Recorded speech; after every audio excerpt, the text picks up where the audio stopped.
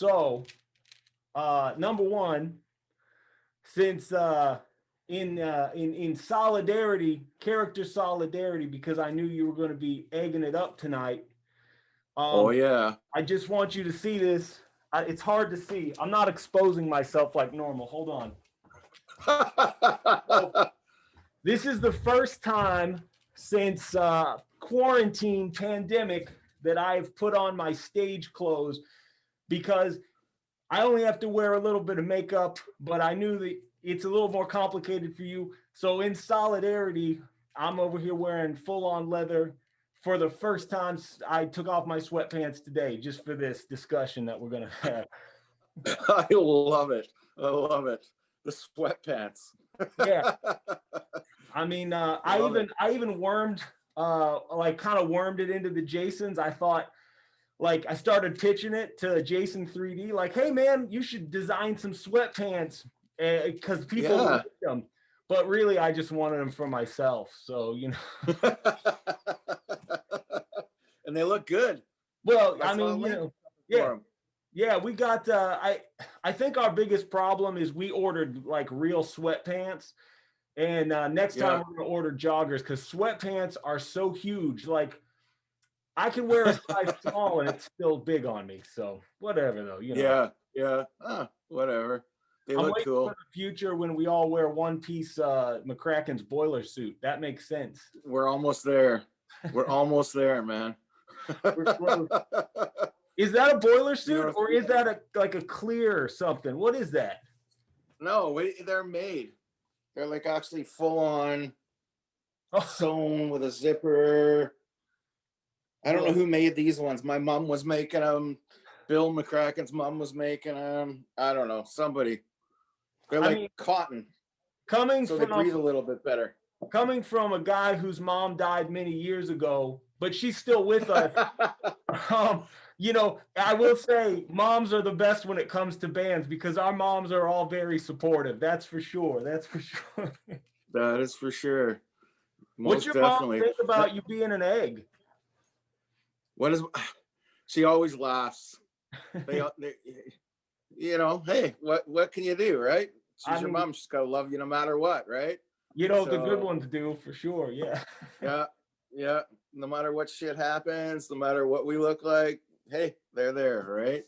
Awesome. My mom always tells me whenever the Jasons go to play a show, no joke, she goes, all right, play one for Jesus. And I'm like, all right, Mom, I'll play one for Jesus. How do you pull that off? It's creative, I guess. No kidding. I mean, no kidding. In my mom's house, she has like graduation pictures, family pictures, and then a copy of our record "Get Fucked" just hanging in her house. 80 years old. Seriously? Yeah, that is so awesome. Let me see. Just I don't know if you've seen it, but here's just a good example. Where is it? Fuck me. Here we go. So that's what my mom's got hanging in her house. I can't center it. There we go. Full on boob. That's awesome. I'm just proud of you. Why not, right? Yeah. Why not? I mean, she's seen it before. Whatever. Yeah. No, there's McCracken's pictures hanging on the wall at the parents too. So has been for years, right? Yeah. Why not? Yo, so let me show you something, man. And this is the first time I ever talked to you in my whole life. And I don't know if the viewers will know that, but we know it's true. That's not fucking part of the gimmick at all, is it? No. So check it out. So in 19, I'm not good with dates, right? I'm not good with dates, but it must have been not like 98 or 99. Okay. I got on eBay and I was like, punk rock records. That's what I was looking for. I didn't know, right? So I found some distro, and I ordered 4 records. So let me show you. I ordered the receiver. No way. Do you know what that is? Yeah. You do? No shit. No, I don't know if I do. I know the name, I think, but I don't know if I do. Okay, I don't know what it is either. I thought maybe it would be good. And No, well, I don't know. I ordered this too, the ends.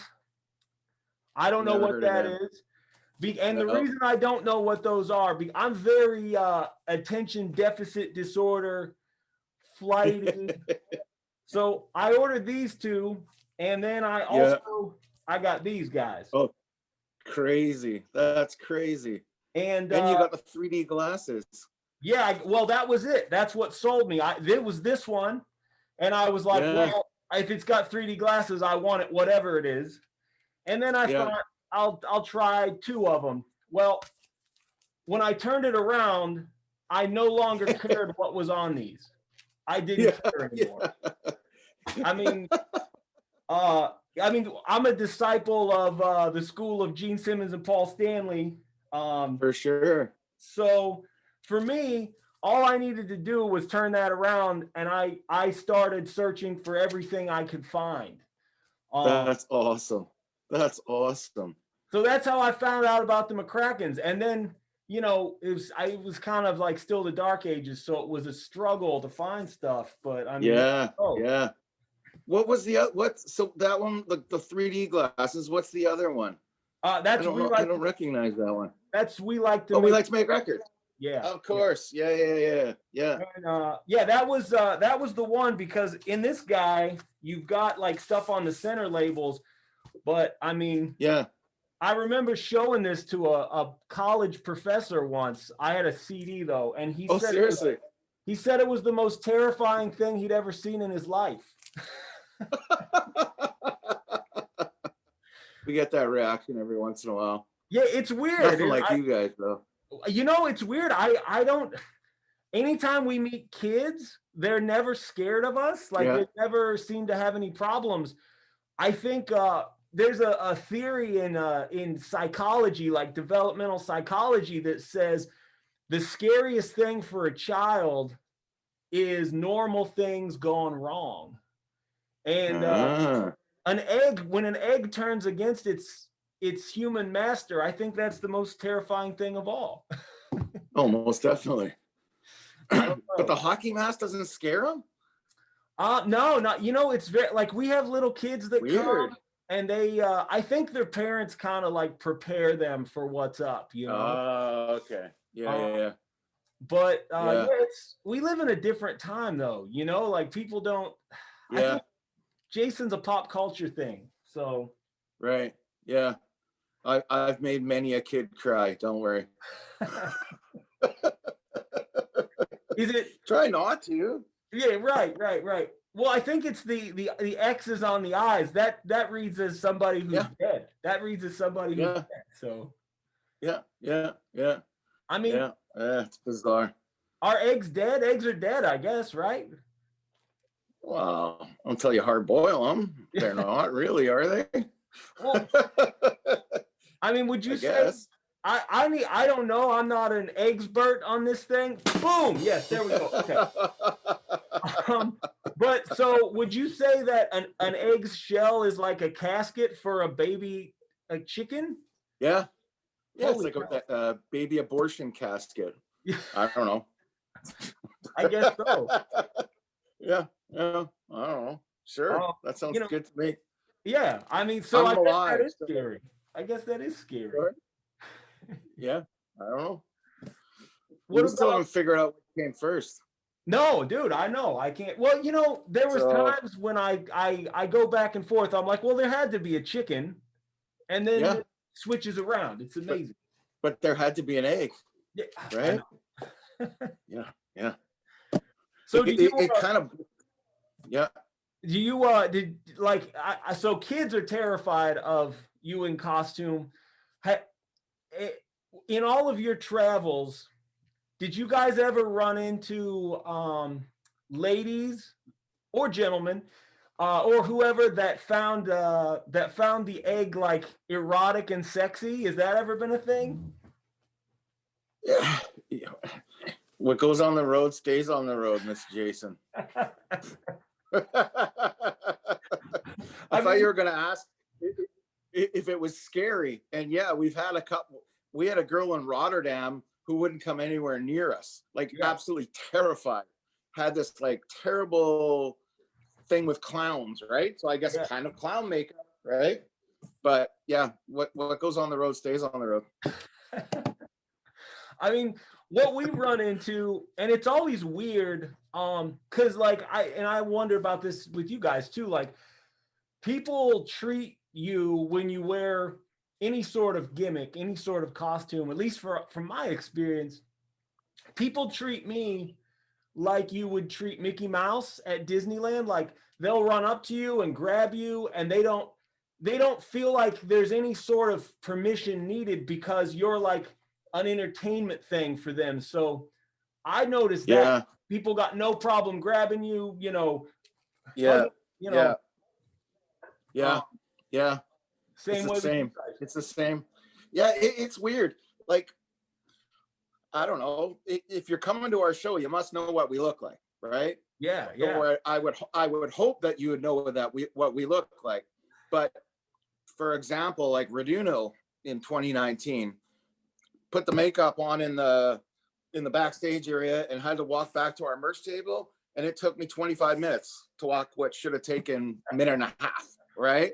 Yeah. Hey, I'm not going to complain. Not complaining at all, you know, but and people will say that image doesn't matter. They'll say that all day long, but you look at the response that you get with just being the one different band on the bill, and it's crazy. Yeah, exactly. Because you're not going to get so-and-so walking from backstage to the stage. They're not going to get mobbed by, 20, 30 people or more, right? No. They're just the same guy that you see all the time, right? Yeah. So this is totally different. I think that's why that's the whole fun of it, isn't it? Yeah, absolutely. And that's why I always felt like the McCrackens for me, like I said, I discovered you guys in it was 98 or 99. Now the Jason, we've only been around for 7 years. Now I've been in other projects that were theatrical too, but especially now, like, I really feel like you guys have a part in our DNA, especially like the Kiss thing, but also it's like we never set out to sound any different than a Ramones core band in the beginning. But we wanted to be, well, what if the Ramones were wearing hockey masks, where I feel like with you guys, it's the same thing. You have egg puns, and we have some songs about Jason, but it doesn't dominate. Yeah. It doesn't dominate your sound. No. We're going to sound how we sound no matter what, right? Yeah. Well, I don't know. To a point, the music was kind of in the beginning, the music was kind of a gimmick itself, right? Like, literally, the first album, I bet you 75% of what came first, if you IMDb it, you'll find the song title. Yeah, at least 75%. Yeah. 100 Rifles was a movie. There's a whole bunch, and basically and this is dating us, but well, we all know how old I am, but we had a movie book, like back when there was no internet, and we just take the movie book, we'd flip it open, and somebody put their finger in, and whatever they stopped on, that was the song title. Right? So it was kind of a gimmick that way too, right? Yeah. Why not? Well, and even like there are other bands that I know that do that they may not have this gimmick, but like, I don't know, like the Riverdales. I'm pretty sure they do that with Mystery Science Theater, and they just choose a topic, and there you go, Yeah. I love that stuff, man. That's and honestly, the first time I ever saw a picture of you guys, I'm like, I don't even care what they sound like. This is freaking awesome, like this is, there needs to be more of this, right? It gets your foot in the door for a lot of people that, like, I like the sound of, Ramones core punk, but there are so many bands that all look the same, and it's all a gimmick anyway. They all wear the leather jacket and they flip up their pants and wear the chucks, but it's that one different looking band that it gives you that initial, like, okay, I'm going to hear what this sounds like. And then if the music sucks, you don't get any further. Like, obviously with you guys, the music doesn't suck, so you can carry the weight of your gimmick. Thank know? you. Yeah. And I feel well, like that's the same with you guys. Thanks. I feel like probably 100%. Yeah. Well, I mean, like, I think that's the test, like there are some bands that have a cool image. We've probably all found them. You listen to one record and you're like, I'm good on that, Yeah. I'm sure Punk Rock Reduno, though, walking up and seeing people not know what you look like, but still, yes, like that had to be gratifying because that right there solidifies your music. Yeah, 100%.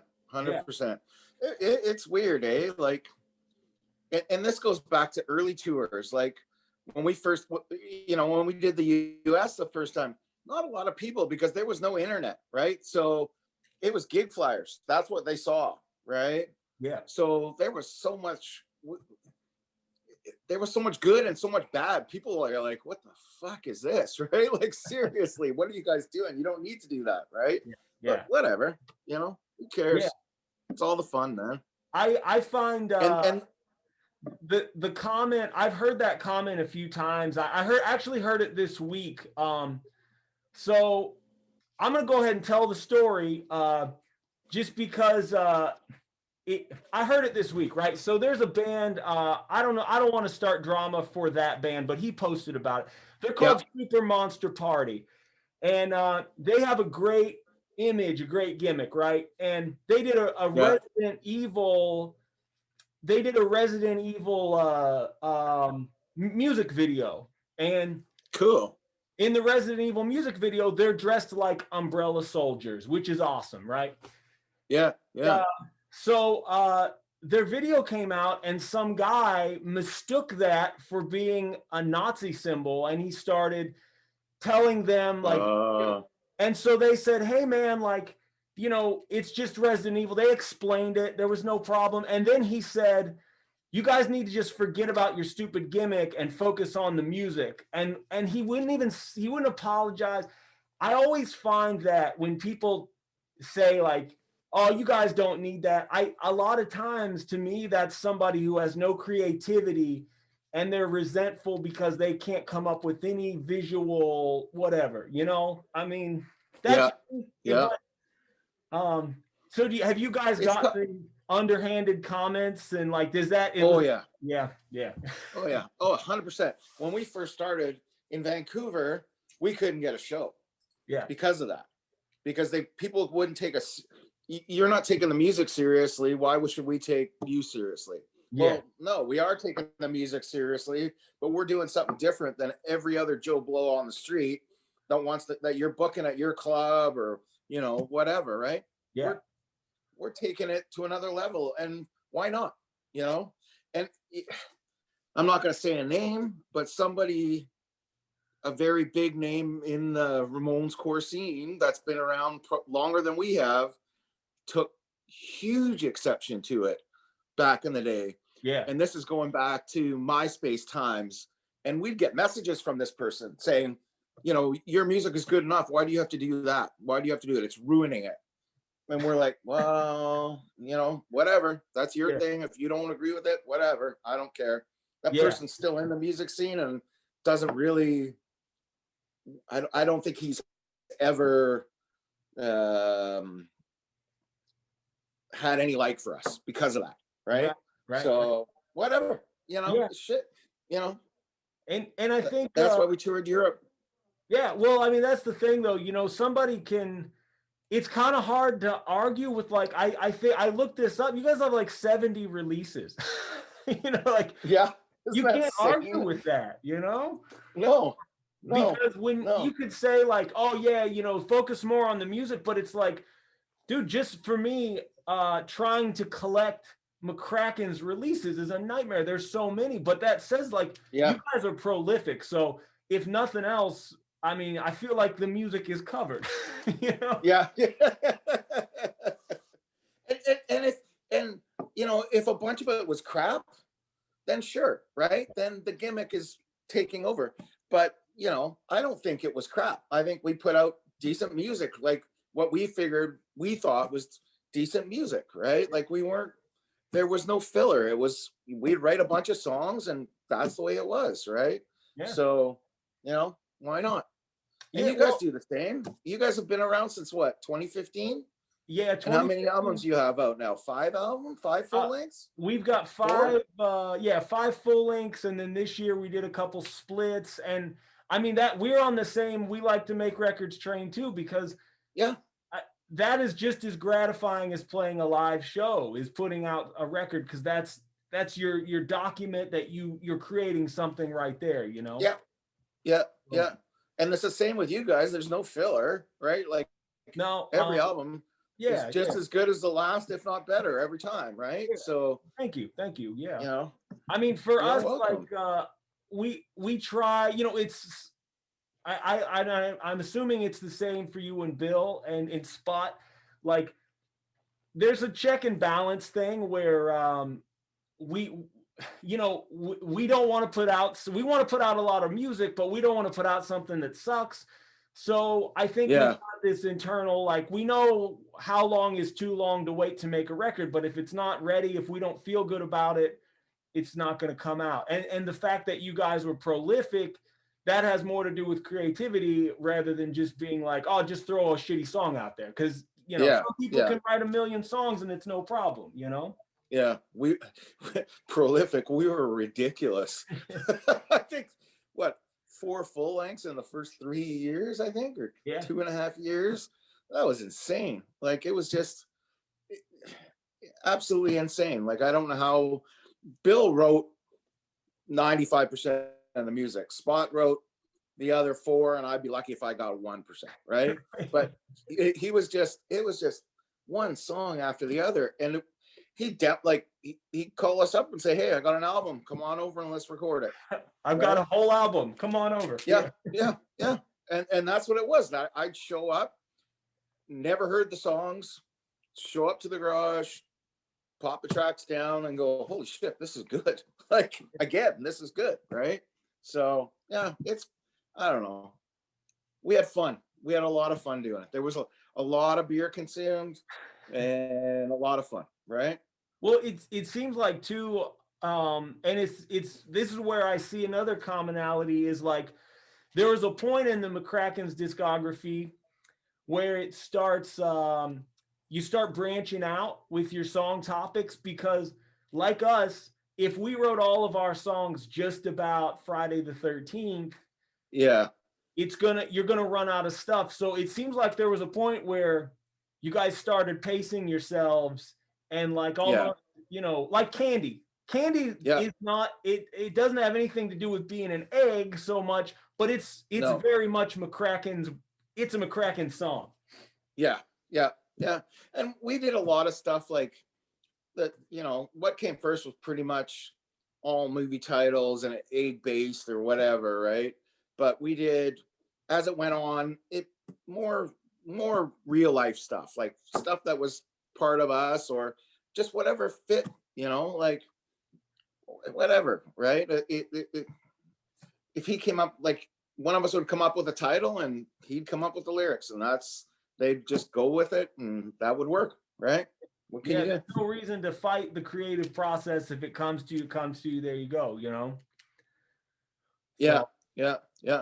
Now, I can tell you, I can tell you, as much as I'm busting the chops of people who judge based on the image, I will tell you, I had a moment where I completely missed the mark and I didn't understand what was going on. And I'm ashamed to admit this, but it's good for my soul to confess this to you, Phil McRackin. So, of course, like I said, my love affair with your band started with this photo and the music, obviously. Yeah. Well, then I bought a bunch of 7-inches.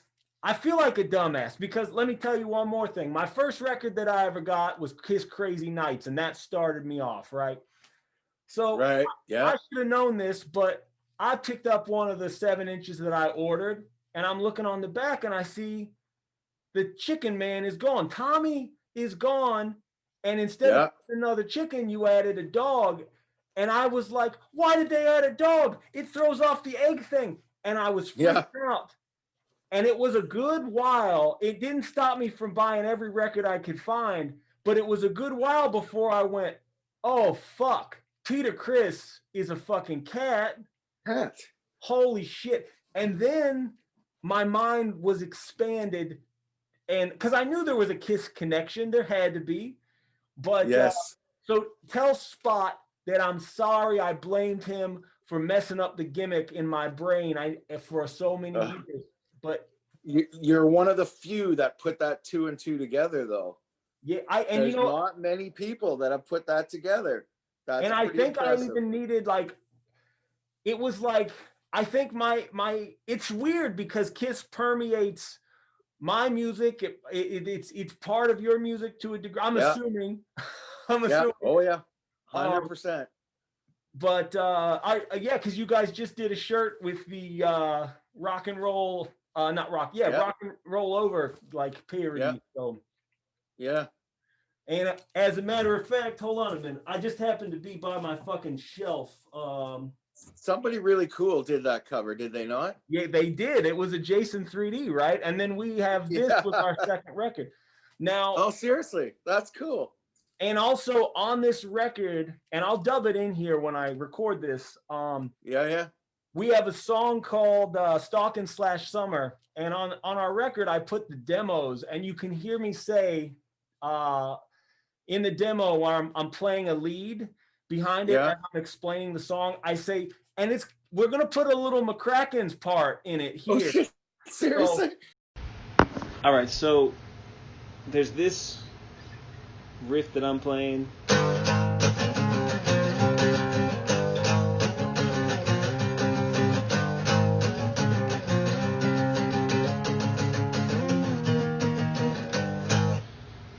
And then there's like a Mccracken's thing that you play, so it'll go like that, like this kind of deal.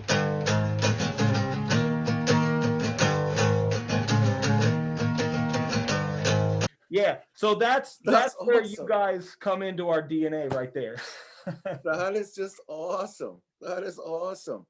Yeah, you know what? That was the whole, you don't want to reveal how your thing came about, but, Kiss on Acid was kind of the whole idea, right? Right. Or Speed or whatever, right? Something mind altering, Yeah. And we even did. So back in the day, there was a club in Vancouver that we played at way too much. It was like a, typical early 90s rock club, right? We didn't fit in at all. Right. So we would do theme nights. And of course, what better theme night to do than Eggs do Kiss, right? So, I was Gene Simmons and Bill was Paul Stanley and the chicken, was Peter Criss, and we did army nights where we had green helmets and green jackets on, and why not, right? You gotta have fun. You can't just keep doing, I would love. Was that? Did that take place at the same club? There's a video on YouTube of what it's labeled your first show. Why, thank you, Phil. What's the occasion? Well, I don't know. I forget. What's the occasion? I think it's because it's the first time I got laid. Just got that and giggles. What the devil? Was that the same club? No, that's a different one. We only, and to be completely honest, the whole Egg thing came out of that show. Okay. The whole original Egg idea completely came out of that show. We had written a dozen songs. We'd done the first demo. So the what was that demo called? Eggs in Space or something? I can't remember. And it was a battle of the bands, which we swore we would never do. Right. Everybody does battle of the bands, but we're like, whatever, right? We'll get the first show. And we kind of had the gimmick, but we kind of didn't.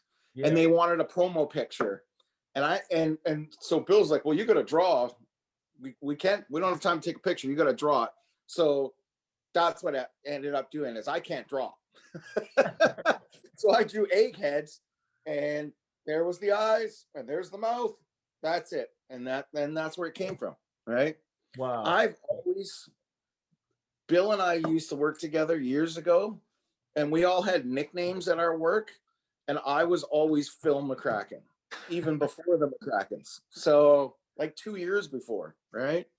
So no, that was a show like in the suburbs, kind of. It was fun though. Yeah. That's when we still did like, we had like the boxer suits, I think, or the boxer. We came out with boxer you had robes on or whatever. Yeah.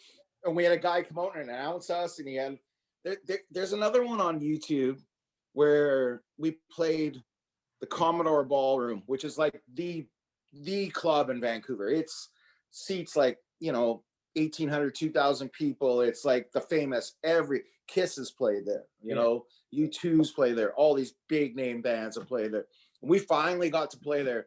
So we had a guy come out and announce us, and we did a scroll, and he was listing off, like he was like announcing us like a boxing match, right? With all our nicknames.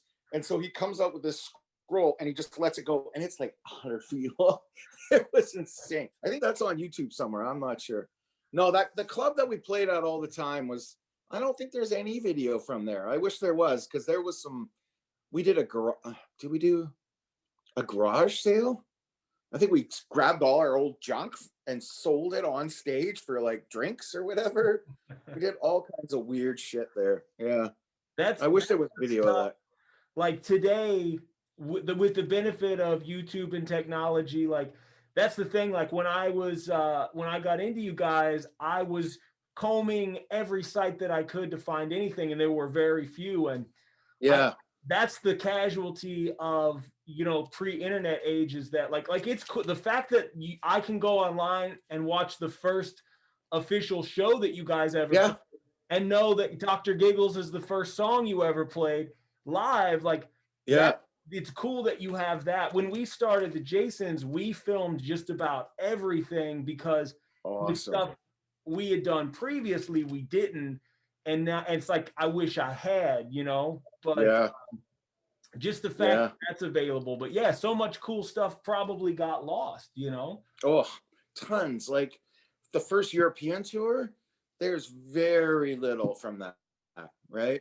And some of those shows were just crazy, like an absolute mess, right? Like not bad, but like just absolutely out of control. And, it was good. 2007, a lot of that stuff got filmed, which was good, right? Yeah. But the 90s stuff, man, I wish we had that. I really wish we had that.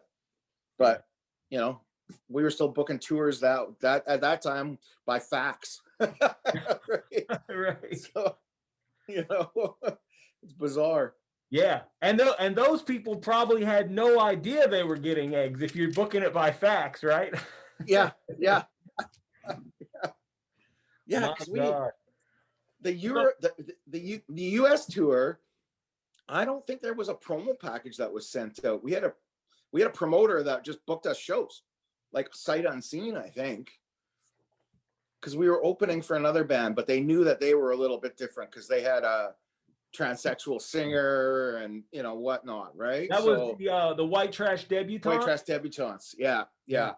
So they kind of expected something, right? But yeah. I'm sad that I didn't get to see that, because for a while the White Trash Debutantes had an old lady singing. Was that the singer? Yeah. With you? You know what I like to do? Do you like to roll? Do you like to dance? Listen to the White Trash Debutante. No, well, she wasn't on the tour. Okay. We met her. We hooked up with them because there used to be a thing in Vancouver. It was like South by Southwest, right? Like in Texas or whatever. Yeah. It was called Music West in Vancouver, and it was a 3-day festival. And we got to open for the White Trash Debutantes. And what was the other band? The Forgotten Rebels, who were like from Montreal or Toronto, kind of a pop punk band. Yeah, they have a song. I'll never know what it is, but they have this song that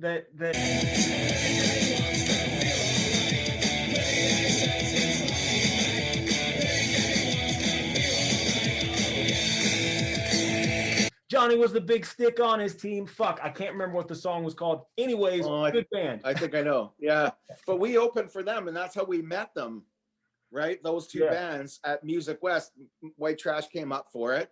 And Punk Rock Patty was at that show, and she was 84, right, 82 or something at that time. She gets up and she sings one song, and that's it, right? She just gets up and does one thing. It's kind of like a punk rock rap song. It was hilarious. She was hilarious. Like, talk about gimmick. This 82-year-old grandmother, right? Like, she was amazing. That was fun, right? Yeah. That whole band was a gimmick. So it was perfect for us, right? And you know, we proudly, and it seems like you guys do too. Like, sometimes people use that term gimmick band or gimmick or shtick as like a put down, but for us, like, we're proud of that, you know. And oh yeah, I think, and I will go to my fucking grave saying this, that every band is a gimmick band, but some of them are covert and some of them are overt, you know. Like, I argue with people all the time, and I say, like, the Ramones were a gimmick band, and they'll deny it, but I'll say, then tell me why Dee Dee wasn't allowed to wear his fur coat on stage. If it's all about the music, why was Johnny telling him he had to wear a leather jacket, right? Yeah, exactly. The very first Ramones core gimmick band, right?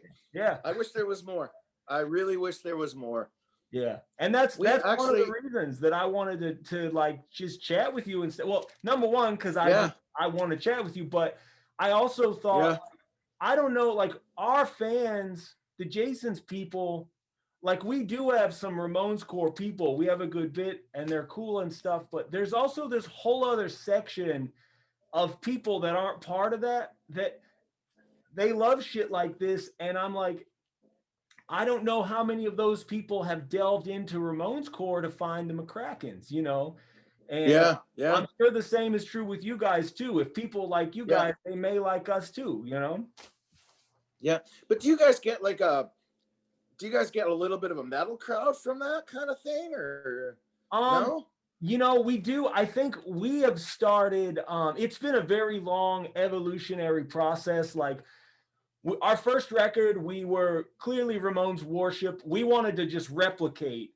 But we were also like, I mean, honestly, like, what I listen to 99% of the time is like death metal, black metal, stuff like that. Cool.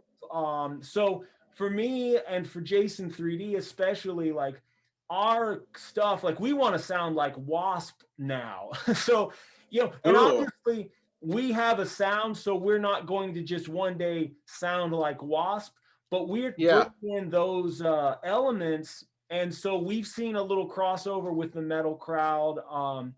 And it's just has to do with, you know, like, as you guys did, like, evolving your sound a little bit and bringing in your influences, you know. So we get metalheads from that, but there are also other people that I think expect the Jasons to be a death metal band or be very serious. They want us to be singing about just like slaughter and murder, and we're not. That's not really what we're about, you know. Like, it's more about being four mongoloid brothers who jack off all the time. That's what we're about, you know. Exactly. But you guys have gotten over the albums. You guys have gotten a little bit more metallic, right? Like, you can hear it come in, and that's really cool. You guys are huge Kiss fans, right? Oh, dude, like, I mean, that is for us, like, that's the Father, Son, and Holy Spirit of music for us. I mean, when I was 8 years old, I looked at a Kiss record and I knew that my band was going to look like something. And it changed my life. And and when I met Jason 3D, and we realized, like, we're brothers forever, like that, because he had the same epiphany, you know. Was it the same for you guys too? A little bit, yeah. Not Bill and I, yes, most definitely. And Tommy was an original kind of 80s metal guy, but not really. Like, he was always a punk rocker. Right. But Spot Spot is an 80s metal guy. 100. I hope I'm not giving him out too much, and I hope he doesn't hate me for it. But he is 100% 80s metal guy. And I don't know if you've heard any of his other band that he's doing right now. Have you heard anything about that? So he has like a metal project. No, that's really good. I've not heard that. He's doing something called Dirtbag Republic. Give me a taste of that old time 2020. Give me a taste of that old time 2020. Straight up 80s metal, right? Like, I don't even know how to. The Rolling Stones meets New York Dolls meets Johnny Thunders, kind of stuff like that, right? And so we all had that, you know, in some way, shape, or form or other, right? Yeah. I remember as like 9 years old in my Kiss scrapbook. I had a Kiss scrapbook. Anything I could find in print went into my scrapbook. It was like this thick, right? Like it was huge. So yeah, I definitely think, and you know, some of our music is that sugary kind of Ramones core pop punk kind of stuff, but some of that stuff lends into it, right? Like, and some of the covers that we've thrown out every once in a while, kind of, you know, what did we do? We did I Was Made for Loving You, I think we covered. You did a Poison Cheap cover, Trick right? song. We did, Talk Dirty to Me. Oh my goodness. Actually, I don't play guitar. I play bass. Yeah. And I'm the world's worst guitar player. I am terrible, but I played the lead in Talk Dirty to Me. Fuck yeah. One take wonder. Don't know how. It was terrible. But yeah. That's what it needed, though. That's what it needed. I think so. Yeah. I 100% think so. And I think, to me, like a lot of that stuff, because you got to think a lot of that cheesy 80s metal back then, and even in the 70s, was still 3 and 4 chord punk rock, right? Like it was just slower, you know? So I think that stuff, it just kind of goes hand in hand, right? And you know, it carries over. Tell me if you agree with this, you know, and maybe I'm speculating too much. I mean, I can't speak on behalf of Joey Ramone, but I feel like near the end of his career, Joey knew that too, because if you listen to something like Garden of Serenity, there's a metal vibe and there's a heavier influence there, and so to me they go hand in hand, you know. And I can say, like, for our next record, you know, that is the direction for us. We know that the fucking Leather Jacket crew wants down picking. We're going to do that. We know they want the essentials, but some of that stuff can be brought in, and what might read to me as an 80s metal fan as like, wow, that sounds like Wasp, probably reads to a Ramones core guy is like, whoa, that's 80s Ramones, because they're not that different. No, 100%. Even like when Joey was doing his solo stuff at the end, even that started to have a little tinge, right? Like it was going away from that 3 chord down picking, you know? So, you know.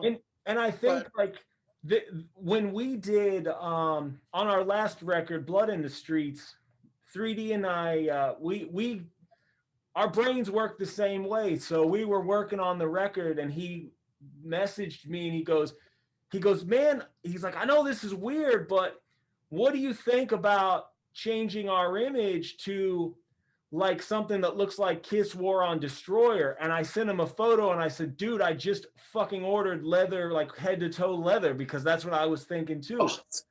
And awesome. So when our cover came out, though, people were like, yeah, you went with that, like that 80s Ramones look. And it's like, oh yeah, it's all the same, you know? I mean, there's like a lot of that shit together. So just swap the leather pants with the jeans, and it's not that much different, right? Yeah, even for Joey, there's pictures of Joey in like leather pants. He's got leather pants. I mean, it's crazy how they gloves with the big tassels on it and everything, right? Like it was crazy. Yeah. That's awesome. I think there's an element of people who love the genre of Ramones core, and I respect those people because, you know, they that's their favorite thing, and they don't want to see a lot of change. But for bands, I think it's there's something about it where you do want to make different music and have a little bit of a different vibe, you know? Yeah, yeah. We over the years, Bill has kept to his. He has some different influences, and he keeps to those. And I think you still get the 3-4 chord, you know, down picking stuff, but the sugary poppy stuff comes out. Like, I don't know, people are gonna hate me for this and whatever, I don't care, but you know who the Goo Goo Dolls are, right? Yeah. They had that big hit in the mid 90s or whatever, but their first 3 albums were straight up pop punk rock records, right? Yeah, but they were very. I've heard so, people say that same thing before. Yeah, and it was very sugary pop kind of stuff, very not unsimilar to what we've done over the years, or like the Replacements, or who else? There's other one, Cheap Trick. You know, they weren't slow. Some of their tracks were, you know, they were pretty good, right? Like, so I don't know. I think if you stick to your roots, that's only going to go so far, right? Like you got to expand somewhere along the line, and if your roots help you expand more, then that's even better, right? So why not? You know? And I think part of it too, and this is like, I don't know if this is the case or not, but this is my approach, is like, I feel like when somebody loves your sound, like that's a great compliment. They don't want you to change. And there's an element of sort of allowing it to be an evolution instead of a really abrupt change. Now, like, I don't know if you listen to the Lillingtons or not. I'm a big Lillingtons fan, and they were gone for like 10 years. And when they came back, they dropped this record that to me was like the greatest record they ever did. And it was a huge abrupt change to what was basically like heavy metal with pop punk vocals. And for a lot of their fans, it was an immediate turnoff, because 10 years prior, they left and the Lillingtons were a pop punk band. Whereas like, and I think that's like their greatest record. I love that record, but I also understand why people were jarred by and why they didn't like it. But I think what we missed out on was like the Lillingtons weren't around for 10 years. So we didn't get those middle albums where the evolution was happening. Yes. Yeah. You know, whereas bands like you guys that consistently make records, the evolution doesn't feel abrupt. But if you, like for me, if I listen to your first record and then I go listen to Comic Books and Bubblegum, huge difference. Yeah. Very drastic difference. Well, and even the one with Summer of Life. Freaking hell, my album titles are gone out the window right now. Whatever the one was with Summer of Life on it, I can't remember the name of the album. Not Exit. It ain't over. We nope. Oh man. And I don't. It's only on CD, and all my CDs are packed away. I don't even have a copy of that. But either way, that was like, what's the? It was a joke on. It was a joke on the dude, the '80s guy that had the. Oh, man, my brain is just shut right down. He was in Fight Club. Who was Bob in Fight Club? He had tits. Meatloaf, Bob Tits, right? Yeah. What was Meatloaf's album called? It was a play on that. Oh, Bat Out of Shell. There we go. Bat Out of Shell. Good. We got it together. I like that. That's awesome.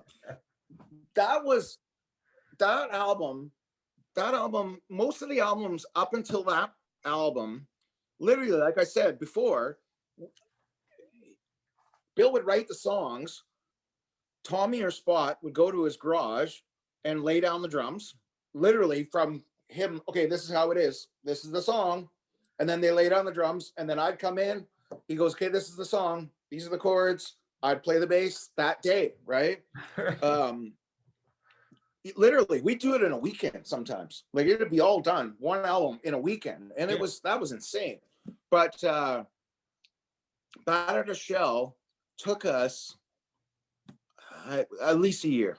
That was like, and it was over time. Like it kept changing, and we added stuff, and back then it was like you'd have your main guitar track, right, with its overdub, right, and that'd be maybe an acoustic somewhere behind it, and that was it. But I think Bill recorded, like, on some of those songs there was like 14 guitar tracks, right, and that is like way off for us. That went from being that kind of garage band that just recorded the songs, had fun with them, to going to completely taking it like it was like an opus almost, right? Like it was ridiculous. I think I recorded the bass. Normally it was in a day, and I think we did 6 or 7 days on that one, which is unheard of for us. That was just absolutely bizarre. So, but you're right. Like that's, you don't see that progression in it, right? Because the albums keep coming out, right? Yeah. But that one for us was a huge, that was off the rails. Like it was bizarre, I'll have to go back and listen to that, because knowing that will make me listen with different ears, because I mean, even it's like it kind of fits the premise. Now, I don't know much about Meatloaf, but Jason 3D plays Meatloaf like 24/7 when we're on tour. So he's gotten me into it, and that's well, we weren't trying to be Meatloaf though. It just happened. That was just a song title. That was just the album title. Yeah. So, but it was kind of, because Meatloaf used to spend like millions of dollars in production, right? Yeah. So that album title became a self-fulfilling prophecy. Exactly. Yeah, that's awesome. Yo, so I got another question about. I was gonna ask you a question about Phil and the Hens, but before that, so there's a song on there about wrestling, and I also saw that you guys somewhere back in the day got to set foot in the square circle, and yes. So we just did the same thing. Now we were just there in like a support shit talking capacity, but man, I'll tell you what, when I stepped foot in that ring, I felt like I was born to be there. I don't know about you, but whew. Isn't that unreal? Yeah. It's amazing. So did you actually get to wrestle or not wrestle? No, we came out with this young wrestler, Canaris Drachman, and he lost the match. And so then we got to get in the ring, and we had to tell him, because he fucked up. We were supporting that guy.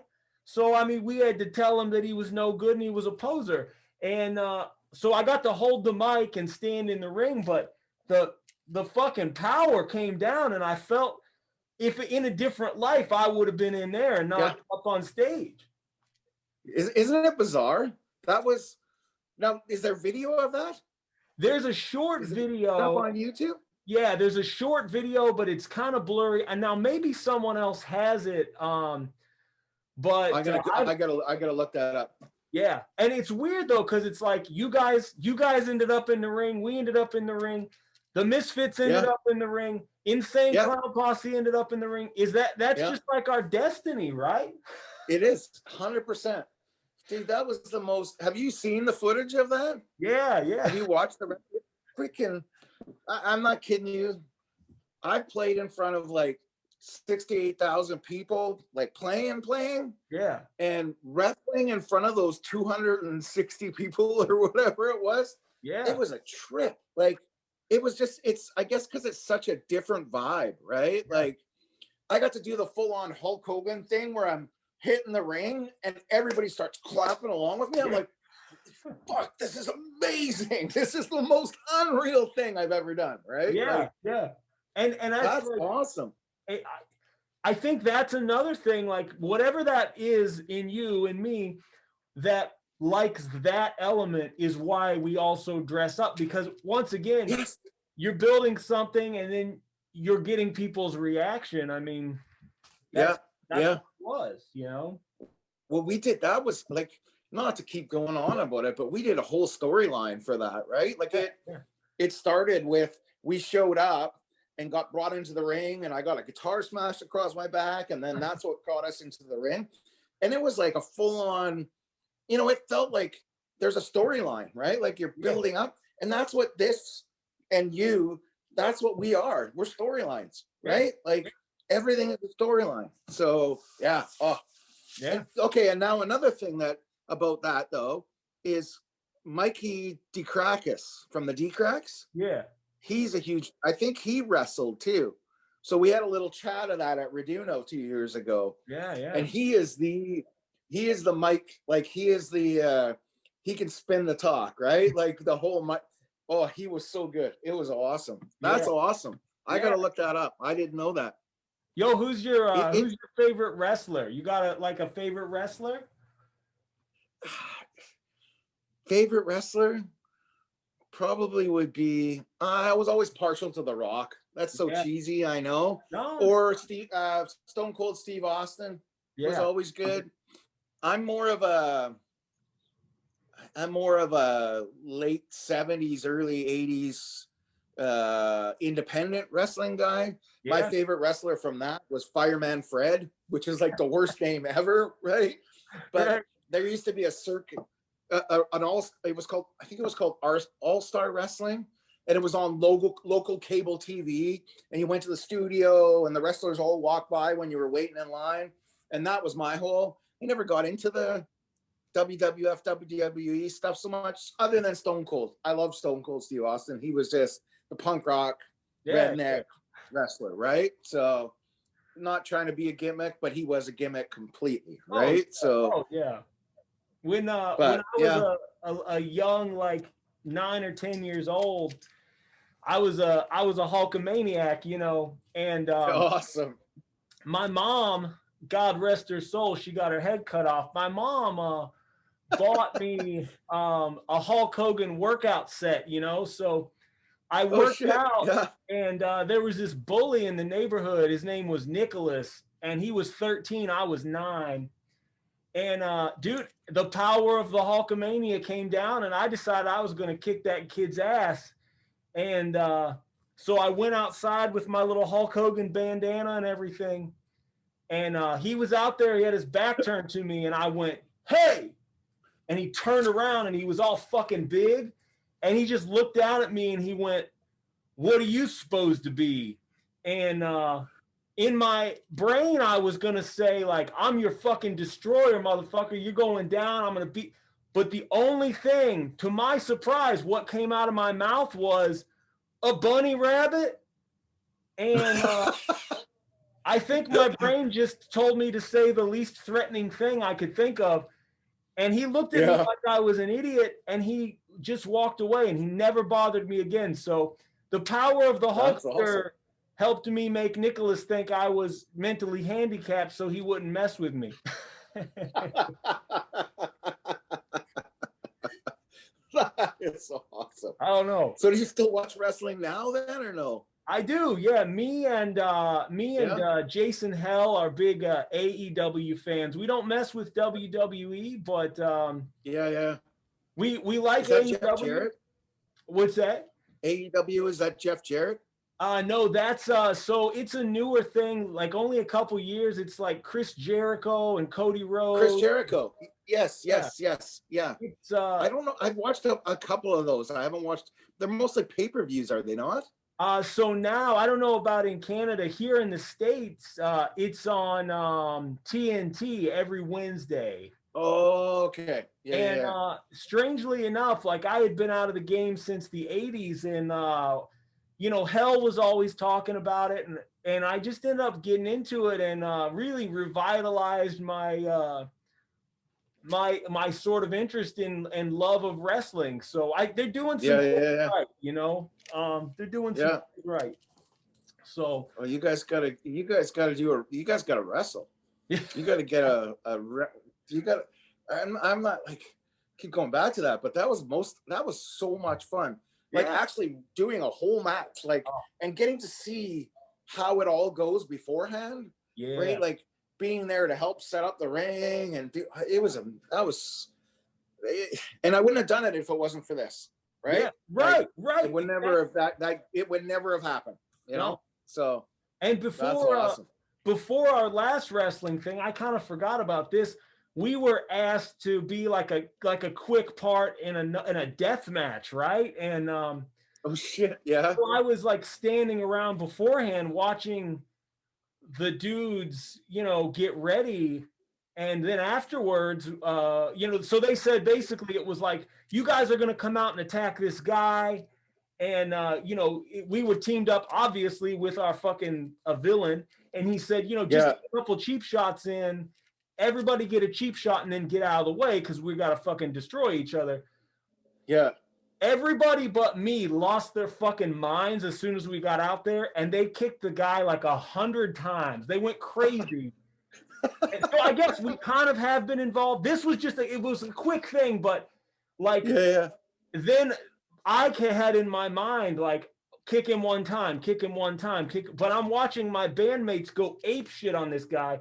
So then all is said and done, and he's on his hands and knees, and I went to kick him one time, and I'm not trying to murder the guy, obviously, but everything was silent, and then I gave my one kick, and as soon as I did, I realized it was too fucking hard because he went, but that's awesome. Yeah. So, but I mean, we were like very much a fringe thing, but you know, at some point, I do think, like you, our destiny is to be in the squared circle. I mean, it's just. Oh, it was a lot of fun. Definitely a lot of fun, man. Way too much fun. Your song, the song that starts out, for anybody who's watching, you Fil McRackin and the Hens, you guys are doing a McCracken's extended universe. It's like the Marvel universe, basically. Yeah. And dude, for me, like it's one of the coolest McCracken's related releases because it's got to me, it's got like a hardcore punk rock vibe to a degree. Yes. More like of an aggressive thing. And I don't know like if that was supposed to be there, but like, you know, it covered wrestling a little bit too, you know. Yeah. Well, that's what that song is about, is when we wrestled, right? Like that's the gist of the song, right? And then that was fun. That was Bill and I, like, you know, I've written maybe over the years 3 McCracken songs, maybe 4, right? That I can think of. And Bill was just like, why don't we do it? Why don't we do a Phil? We'll do a Phil. Let's do it. Right. Yeah. And so we came up with the music. I got all the lyrics down, and it was a little bit more, it was more my style. It was a little bit heavier, which I'm more into some of that heavier stuff. So, you know, whatever. It was a many drunken night trying to get those vocals done because I can't sing worth shit. And the drunker I got, the better they sounded. So hey, why not? Yeah.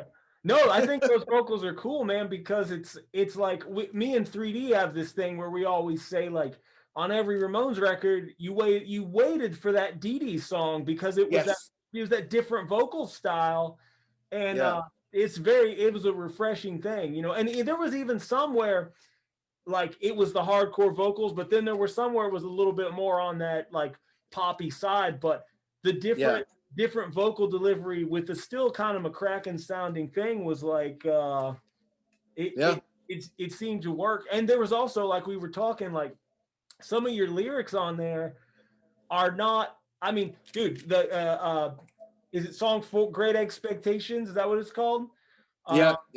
That song, as much as it's an egg pun, like you're kind of talking about some existential shit in those lyrics a little bit, you know? A little, yeah. You know, like, it's like, you know, talking about, I don't remember the exact line, but I think you say something about like, who knows how much longer this life is going to last anyway, and all the tours are fucking cool. We need to do it now. Like, you know, people could say, oh, it's just an egg pun song, but if you read it, it's not. You know? Not at all. Yeah. it's the egg pun to hook you in, right? Yeah, Man, exactly. yeah, yeah. So on Spotify, Yeah, that was a lot of fun. you there's like 4 other songs on Spotify for that song. Is that Yes. just from the same session where you were like No, screaming? No. no, those were done. I want to say late 90s Yeah. or mid late 90s, 97, 98. Uh, Bill and I and a friend. Bill has his own studio. He's always had. We almost every album has been Bill's recorded in his studio. There's only a couple. Ain't Over Easy, the drums are recorded in an actual studio. Exit, we did the drums and the bed tracks at an actual studio. And I think that's it. Everything else has been recorded at Bill's house. So we just get together for drunken nights. And if somebody had a song, we'd record them, right? And that's what that was. It was just a buddy of ours that had a couple songs, and Bill had a couple, and I had one. And I don't even think all of the songs are on that. I think there's one missing that still hasn't been released. I'm not sure.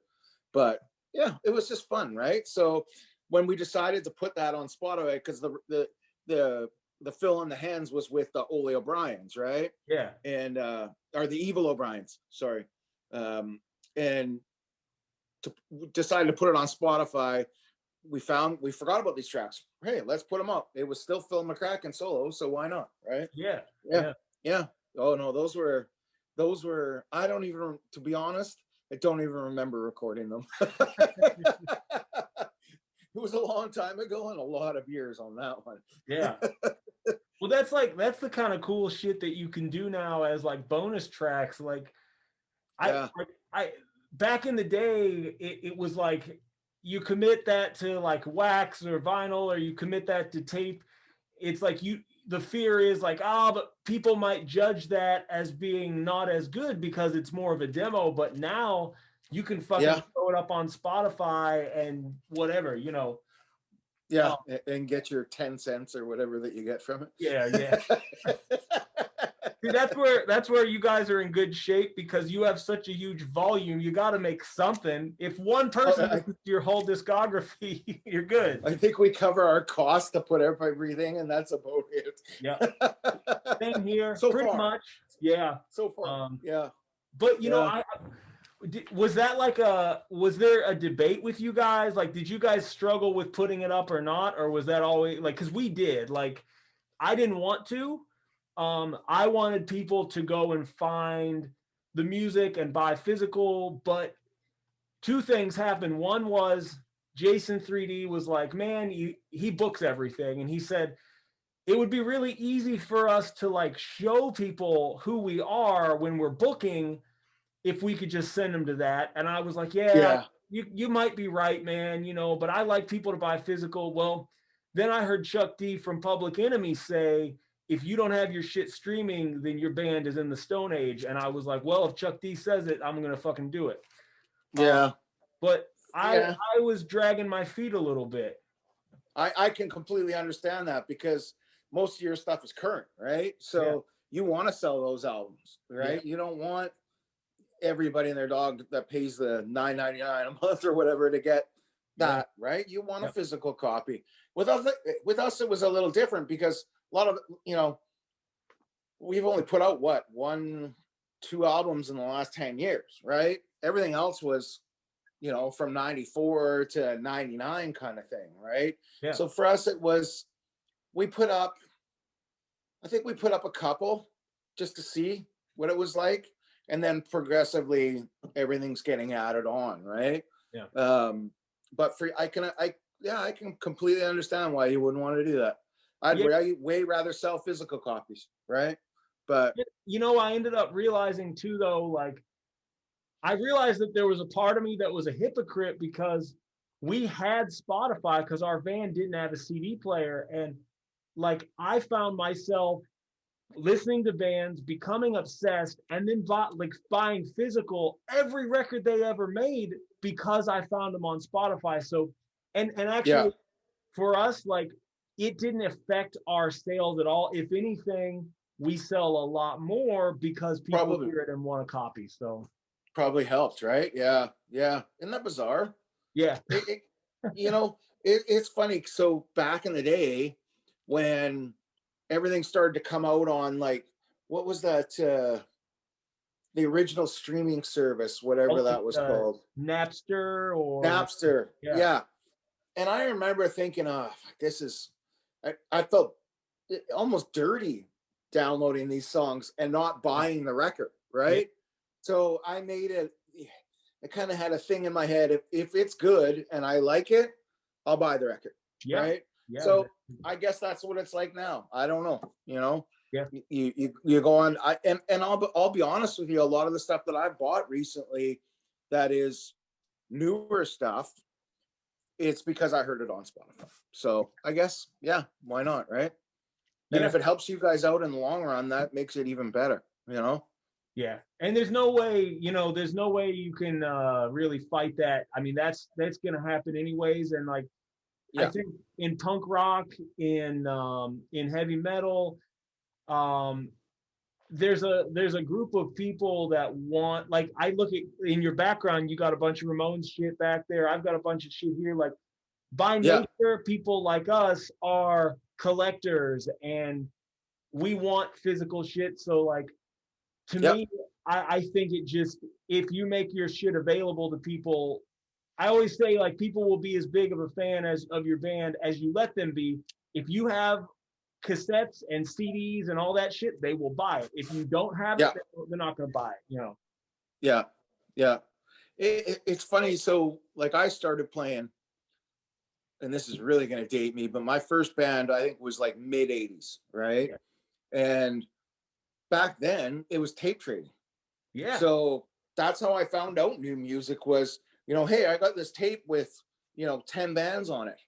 What do you got? Oh, I got this one with 8 bands on it. Here, let's swap, right? And that's how, and then you'd go and you'd find Maximum Rock and Roll and you'd look up, okay, that was, the band was called this, let's see if we can find it. Oh, yep, there, and then order it, right? And that's how you did it, right? I think it's so much more accessible now, which is nice, right? In a way, like, so much more accessible that I completely missed the Screeching Weasel release of the new, and didn't get first or second pressing. No, we talked about like, I think, like I told you before we got, when I messaged you, like, I have this Zoom thing because we've been chatting with our friends the Huntingtons, and we had that discussion, which was, I feel like that Screeching Weasel record was not pushed, it was just dropped. Like, it was just like, here it is, fuck you, find it. Like, the promo was kind of weak on that one, man. I don't know. Yeah, I completely, I'm like, fuck, that's got to come on vinyl sooner or later, right? And then just didn't even think about it. And then all of a sudden on the Dummy Room, everybody's like, oh, I'm waiting for my Screeching Weasel. I'm like, what? Go to the label, sold out. Fuck, Yo, the Dummy Room, straight up, the Dummy Room is the only place, because like I said, I don't listen to a lot of pop punk. I mean, I own a ton of pop punk records. It's in my DNA, it's in my blood. But I always find, if I'm writing pop punk, I don't want to listen to it because it's too much. But the Dummy Room is kind of the only place where I find new pop punk bands. Yes, me too. Me too. In fact, I ordered that, what is it, Zoonoids? Off of Nate's label. I ordered that just from hearing it on the Dummy Room. Right? Yeah. I did their when they did the year-end award or whatever, they asked me to be a presenter, and like, I didn't know any of the fucking bands that I was presenting. I was like, God damn it. Well, you know what? I was lucky. Because we did the best reissue, and I knew who all 3 bands were. Yeah. Right? Like, I'm like, oh good. Right. I almost just went rogue and just said that the Jasons were all 3 nominees and let us win, but I didn't want to sabotage the newer bands, and that Bad Secret band was the band that I knew, and I was big on that, man. I thought that record was fucking, it was bad. If you like the fucking metal shit and the 80s shit, that's a good record. That has that vibe. Is it? I haven't heard that. Well, and he he even called it like demo number one, which hit me in that soft spot from like the metal, every metal band Yeah. puts out their demo before they put out their thing. So yeah, that's a Yeah. good record, man. That's a good record. Oh, cool. I'll have to check that out. Definitely. Yeah. That you guys, I'm not gonna lie here at all. But when you guys were on the Dummy Room, was it you and 3D? Yeah, that were yeah. on the Me and Dummy Room? 3D, I did a couple, and then I did a couple. It was just me and Nate. The last one was me and Nate. But yeah, me and 3D went on. There was one where I think it was you and 3D, and he starts talking about Gene Simmons' basses on it. And I'm listening to this podcast on my way to work. And at that time, my work commute was about an hour and 15 minutes. And I'm on the bus with this going, and I'm fucking in tears because I'm laughing so hard. And everybody on the bus, I guess I was laughing, like completely laughing. And at one point I had to look up, and everybody on the bus was fucking looking at me. I'm like, oh, whatever. It's the Jasons. I don't care. This is awesome. That is like the one of the funniest that I was, like I said, I was in tears. I was laughing so hard. That was just awesome. And that is every conversation with my man Jason 3D somehow comes back to goddamn Gene Simmons all the time, no matter what it is. Oh, we could be playing football, and I'll be like, "Yo, 3D, make sure you got your cod piece," and he'd be like, "Well, in 1987, Gene Simmons had a cod piece, and it had 31 rhinestones." I mean, that's just who that dude is, And that's awesome, though. Awesome. It's that level of nerdiness, though, that again, that's why Kiss is a cool band, because and why bands with an image are cool, because there are subtle differences you can argue about, like, in Love Gun, Paul Stanley's shirt only came down to his nipples. Well, in the one after, it came over his belly button. It's like, yeah. No. That's awesome. Not us. Us, it's the same. Yeah. Same white suit, same white helmet. Yeah, it is pretty consistent. Yeah. Do you have only one? I'm sure there's been more than one helmet over the years. Oh, many helmets, many suits. This one is this is the cleanest one I could find right now. It gets so freaking, well, I'm sure yeah, it gets pretty warm, right? Oh yeah. And at Raduno, and that's why I didn't wear the other one. We went on stage at about, I don't know, 6 o'clock or 7 o'clock, and it was still 30 degrees. Oh, wow. You guys are Fahrenheit, so I don't know how hot that is. That's like 85 or 90 degrees or something. It was cooking hot. So my other one is like lines, like just run right down, and it doesn't come out. That makeup, it just doesn't come out. So no. Yeah, we've left them in Europe. We've left them in the States. Our last show of the 2007 tour with the 20 Blows, we played this place in Belgium, and Spot took his off, and of course Spot, being the drummer, his is definitely the sweatiest. Oh, right? yeah. And he throws it out into the crowd, and the next thing you know, there's some kid running around with Spot's suit on, and we're all going, "Oh, that is just nasty. That is just stinking nasty." But best day of that kid's life, though. Best day of that kid's life. Yeah. Oh, he was stoked.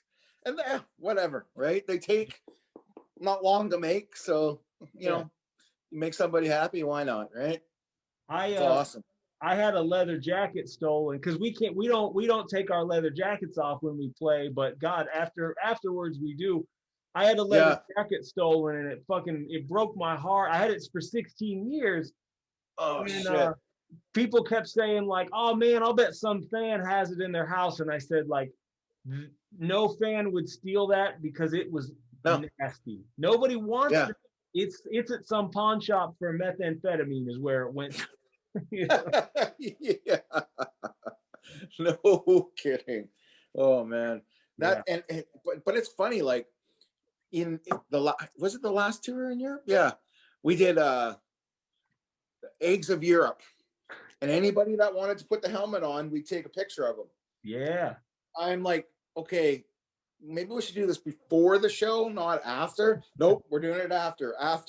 And they'd go like this, and they'd feel the inside. It's foam on the inside, right? Yeah. And you could wring it out and get a glass full. They'd be so, nope, they'd be putting it on and get their picture. They were more than stoked. So why not? It's awesome. So there's one other question I had, and I want to make sure I just remembered. So have you guys ever played no gear, McCracken's no gear, like, or has it always been in costume? And I'm asking because of this record here.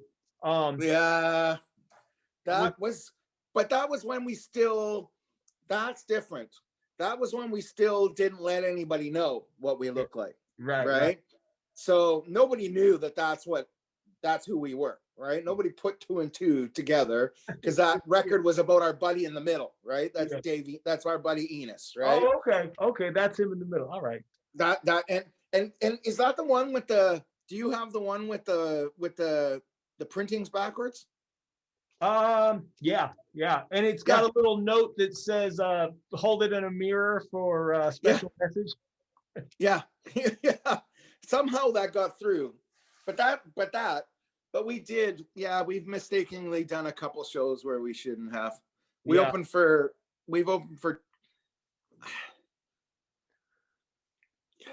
I love putting it on, but sometimes it's just too much, right?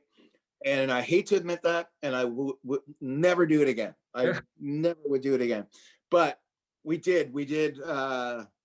opened for Teenage Bottle Rocket without the makeup on, and that was the biggest mistake. Yeah. Right? Like, it's Teenage Bottle Rocket, right? Yeah. And Brandon, God rest his soul, was so pissed. Yeah. Because he was a huge McCracken's fan.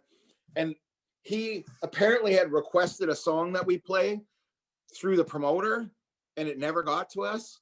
And so he wanted to hear Canadian Love Song. Yeah. And we didn't rehearse that one for that show, and we hadn't played it in 10 years or 12 years. So we wouldn't play it.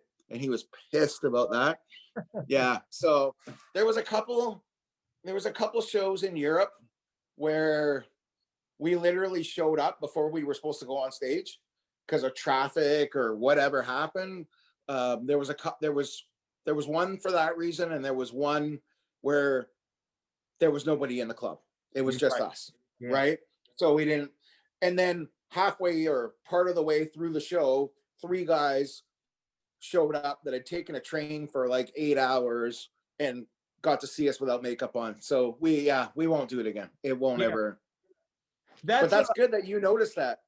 Yeah, well, I feel like because I like I said, the Jason's obviously theatrical, other stuff I've done theatrical too, and like I know for me, like within I think I've been in bands since like 2006, 2007, so not super long, but long enough. Long enough. Yeah. And, there's those points where like the show you were talking about where you guys, there was no one there. There's that point where you almost like it's almost like a in bands we all take those we have those moments where it's like, fuck, I've been doing this so long, I'm up here dressed like a goddamn egg or a fucking pumpkin head or a Jason, and nobody's even fucking showing up. And it's like you fight that struggle, and then the cool thing, like in your situation, I've had similar shit too. Like you're up there and you're just like, fuck this, man. I ain't getting in this shit. And then it's like these dudes are like, we took a fucking train to see you. And it's like, it's humbling. It makes it all worth it. And it makes you go like, fuck, I played myself on that one. This shit that I do is cool and it means something to somebody, but I forgot for that second, Yeah. 100%. 100 million %. Yeah. And there's like, for me, like I feel completely uncomfortable playing without it anyways at this point. Like I feel like an idiot, playing if I'm not in here, Yeah. You know what? And I think the Teenage Ball Rocket one really hit home. Yeah. Because I did feel like an idiot because they knew who we were. Yeah, right. So was it kind of like, this crowd's going to think this crowd, like, was it kind of like trying to read the room and say like, come man, we just need to let the music speak for itself? Or was it like, we don't have time on that Bottle Rocket one? No, it was a Vancouver show. Nobody's ever taken us serious in Vancouver. Yeah. And I don't want to point out names. I was one of them. There was me and one other member that didn't want to wear the makeup. Yeah. And there was one that did. Yeah. And we should have listened to the one that did, you know, And- because 2 songs in and it was like, it isn't the same. Like, it's just, Yeah. you know, not the same at all. Right. And I understand that mindset because I think there's been times when I've been there less in the Jasons because I learned in the other stuff though, I like the times when I didn't do it in the other bands was such a bad experience. Yes. That I, did. But yeah, if I had been, if I had gone to that show, I'll tell you, I would have been going to see McCracken's. I love Teenage Bottle Rocket, but for me, I've never seen the McCrackens, and I would have been, my heart and soul would have been crushed too, because I'm like, oh yeah, I want to see the eggs and the dog that I now understand why the dog is there, but yeah, I get that because it's like, there's, I think for everybody in a band, there's that point where you go like, whether it's like reading a review where somebody says your music sucks, or for the most part, if you're a musician and an artist, you've got a fucking suit of armor on, but occasionally you go, well, maybe they're right. And they're never fucking right because they're assholes. No. Yeah, exactly. Yeah. Wouldn't do it again. It's funny because I did the Dummy Room podcast and Nate does Skype, right? But he doesn't do the video. Well, fuck, I'm not. I'm doing a podcast. He's on Skype. Well, fuck me. I'm putting the makeup on. I don't care. Fuck right? yeah. Because if he takes a picture of me without it on and posts it, then I feel like a dog, right? Like I just feel like shit, right? So he was so stoked that I wore the makeup for that. And you know what? That's what it should be, right? Like he was happy that I did, And Nate's a good guy. I'm glad I did, right? Yeah. Now, so yeah, we won't do it again. We won't do it. If it's a phone interview, sure, no problem, right? On a podcast, no problem. But anything like this, forget it. Not it 100% now, 100 million%. It's right? For all those people, I think, like what I've started thinking, and it's like, even when, like for me, I know there are people out there with like Jason's back patch or Jason's tattoo, and same with dude. Good. I had on the back of your jacket as a punk rocker. I'm sure there are 2 spots on the back of your jacket. There's the top, and there's that at the bottom, and you put your favorite bands on those. That's the Hall of Fame. So I had McCracken's on mine for the longest time. Awesome. I'll put a picture of it in here. And I know there are people that do that with the fucking Jasons or whatever band. But for me, it's always like, for that one motherfucker that's walking around in his fucking gear, I'm going to walk around in my gear, even if that guy can't be here today. But then like in your story, and it's same shit has happened to us. Like my man, there's this dude named Dak Taylor. I'm going to shout him out because I like to fucking say his name because it's a good name. This dude, we played a show in like, I think it was Texas, and nobody fucking came. It was a Monday night on tour, and we had to walk up 300 fucking steps with our gear. Oh, shit.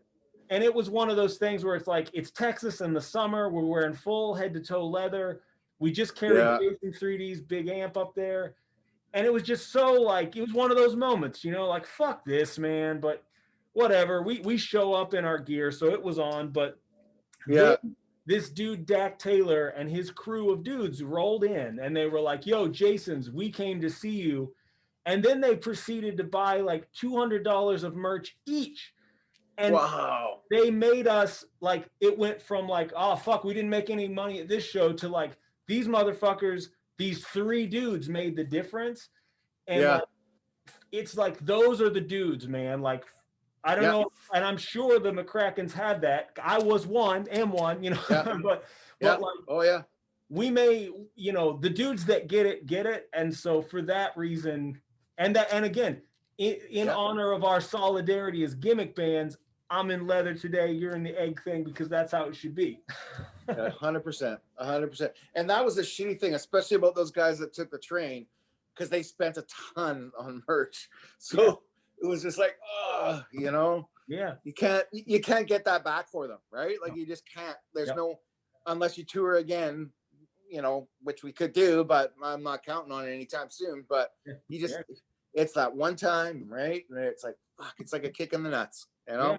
But at least it worked out for you guys. That's awesome, right? Yeah, it's worked out. You know, like I said, other times prior to the Jasons, though, you know, I totally played myself and then felt bad because it was like, man, you know, that like, you know, that's the gimmick thing though. You're playing in we played my other band, who will go unnamed.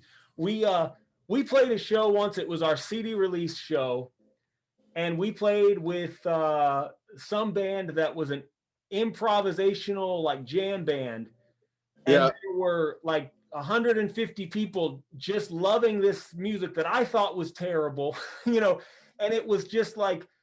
And then when it was time for us to play, you know, 70% leaves, and you're just going like, man, those guys made up their shit on stage. They're a bunch of goddamn hipsters, you know.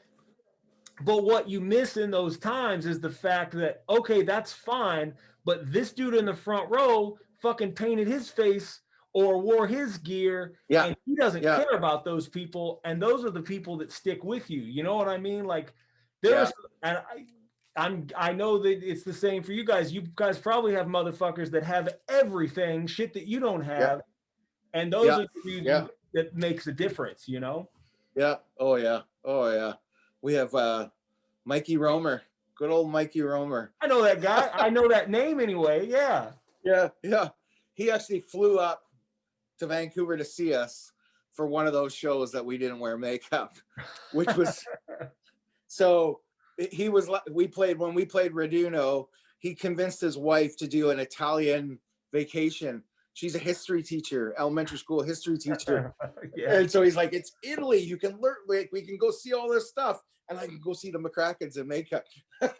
Yeah. You know, that's just awesome. Yeah. Those people, that's what I don't know. That's why we won't do it again. Yeah. I don't know how Kiss pulled off how many years they did Unmasked, right? Like, and there were some good albums in there, but I don't know how they did it. Like, how people put up with it, right? It's like, I kind of lost interest at that time.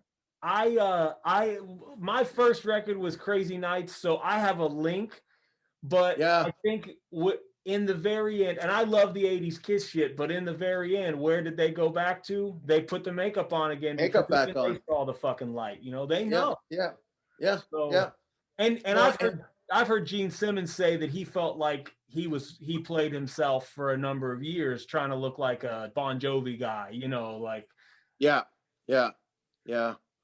metal guy, right? Like when you're in the egg suit, when I'm in this, we're like, you're like a low-level superhero, because I'll tell you what, man, I've said things to people to their faces that I could not get away with saying. Like, you can go up as a Jason, you can go up to somebody and be like, yo, I fucked your mom last night. Fuck you, you're an asshole. And they will laugh at you, give you the finger, and give you a hug. That's a superpower. And when you take that away, it sucks, you know? Yeah. Oh, I know. I can say anything on stage wearing this. Anything. And they just fucking love it, right? And that's great. You know, that's the way it should be. You should be able to, but without it, you're just another guy. You're just another performer, right? So dude, I mentioned Candy, your video Candy. If that dude hadn't been wearing the costume, that video, I mean, I think that video probably offended people, but it was very much like the perfect way to have it. Like, all the shit in that video could only be done in that context. Otherwise, it's a whole different thing, you know? Yeah. 100%. Because he's already there. You know what it's about. If it would have just been some dude without makeup, it wouldn't have. You would have gone, oh, that's sick. But what the fuck did it mean? What did it mean? You know, like, it didn't mean anything, right? That video, fuck me. That's another one that made me cry on the bus the first time I saw that. We had no idea. We did the live production stuff, like playing stuff for that, and then said to the guy, he was trying to get stuff for his reel. He'd done some other stuff, He was trying to do some little bit different stuff. And so we just said, go for it. Whatever you want. You come up with a video. And that's what he came up with. Wow. I first time I saw it was on the bus on the way home from work. And I was bawling. I was crying so hard. I was laughing so hard from that. But so many people just don't get it. It's the same thing. The Phil McRackin Stop Staring at My Underwear video, right? No, I've not seen that. I've not seen that. You haven't seen that one? No. Oh, I'm gonna warn you. You may not want to see it, but you want to see it. Yeah, you'll never get that image out of your head again. But yeah, there's a video. I think it's on. I think it's just on YouTube. I will. That will be my my homework after this discussion. I will go check it out. Yeah, that's a CJ Ramon song, eh? Stop Staring at Me. Yeah, he did the band Sea Monkeys. I've never even heard that band, man. I've only heard. Oh, seriously, they're kind of like, I don't know. They're good, but not good at the same time, you know. and CJ Ramon did one song with them on one of their albums, and that was it. Yeah. And I don't know where we came across that, but we used to play that live years ago in the 90s, and completely forgot about it. And Bill's like, well, why don't we do it again? We never recorded it. Let's record it. I'm like, oh, yeah, sure. Well, why not? So the video it's disturbing. Have fun with that. I'll apologize now.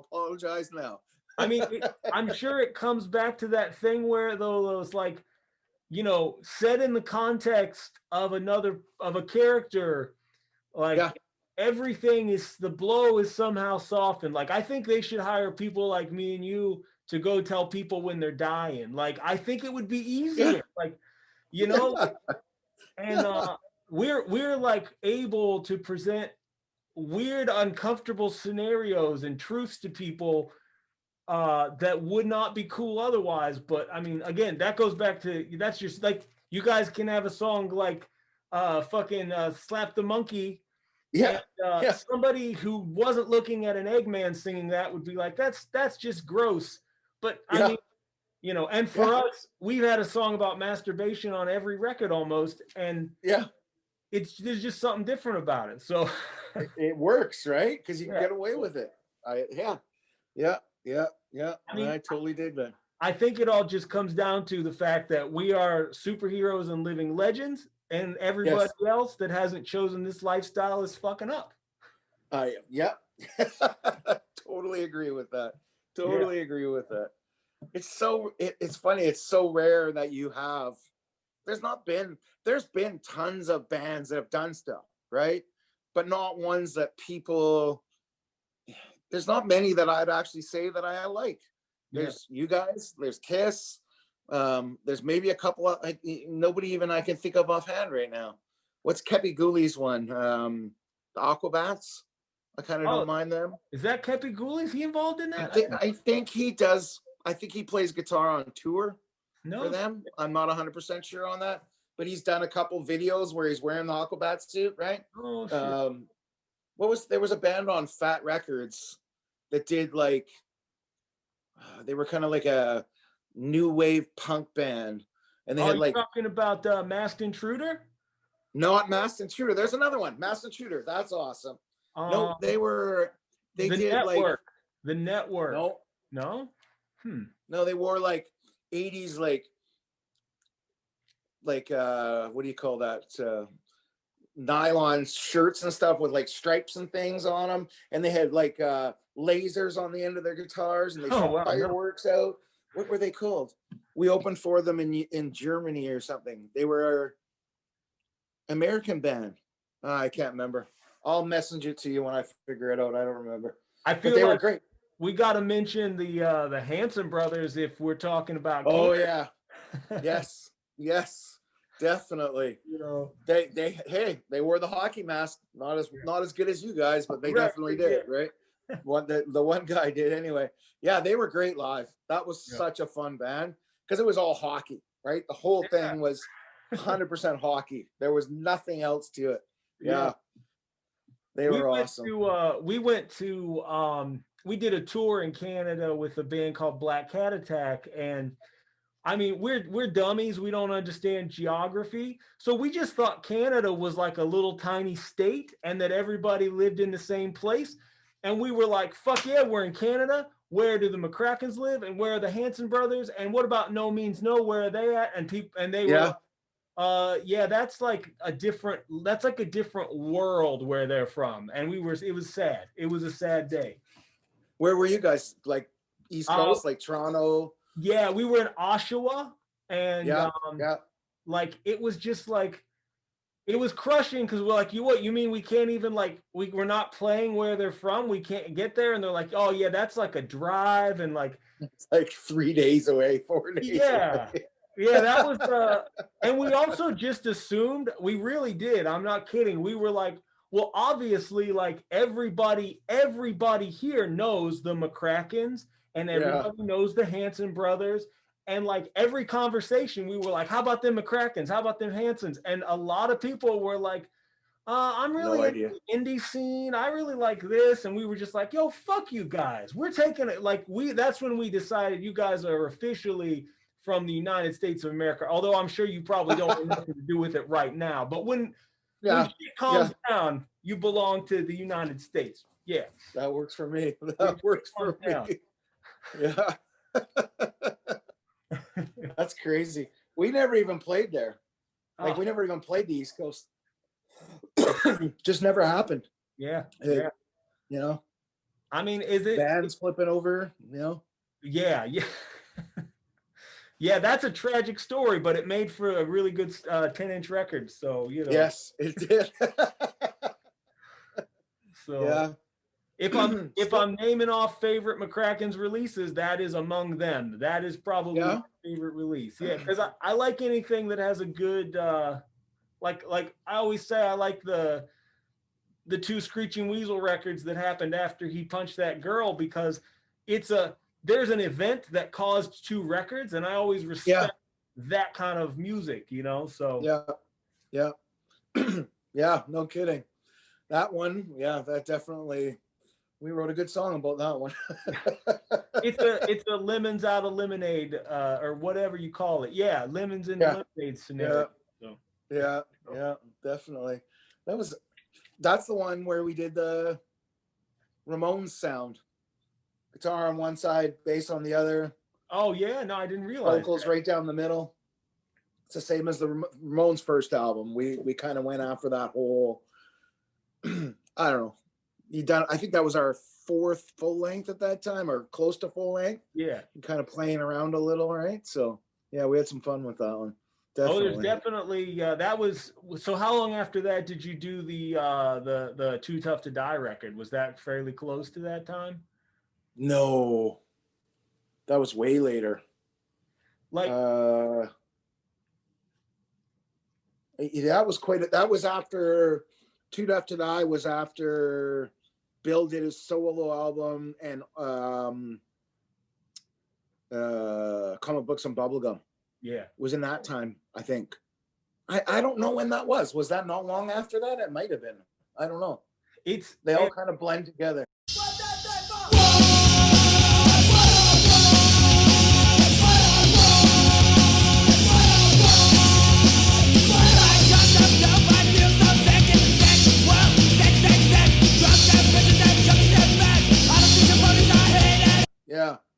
Yeah, there was a ton. We originally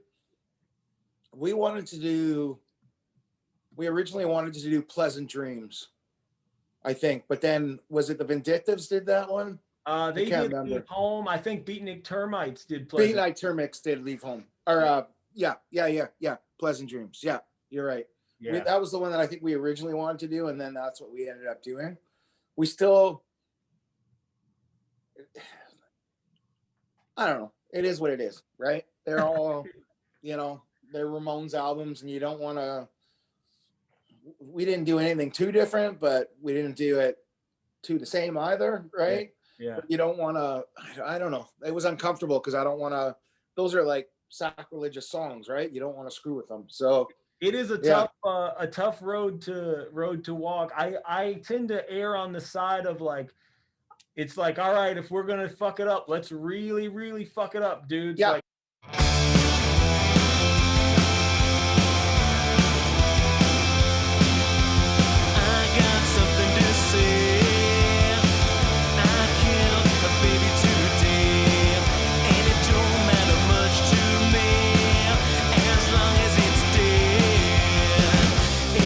just do something crazy to it, because you're never going to get better than the original, you know. No. So, Yeah, exactly.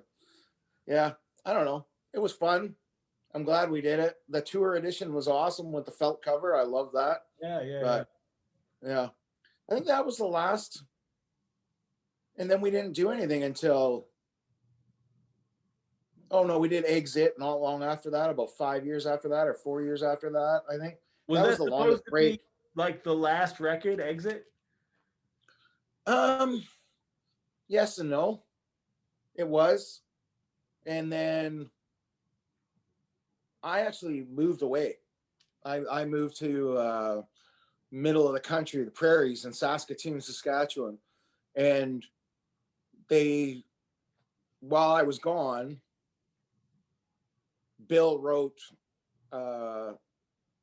Ain't Over Easy at that time. So I flew back to record that while I was gone.